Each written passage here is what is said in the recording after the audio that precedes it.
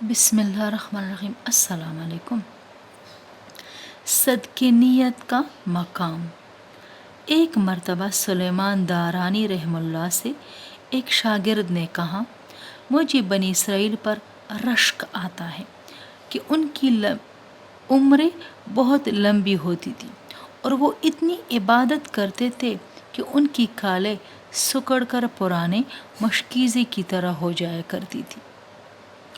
حضرت دارانی رحم اللہ نے فرمایا، خدا کی قسم، اللہ تعالی ہم سے یہ نہیں چاہتے ہیں کہ ہماری کالیں ہڈیوں پر خشک ہو جائیں۔ اللہ تعالی ہم سے صدقی نیت کے سوا کچھ نہیں چاہتے، یعنی سچی نیت، خالص نیت۔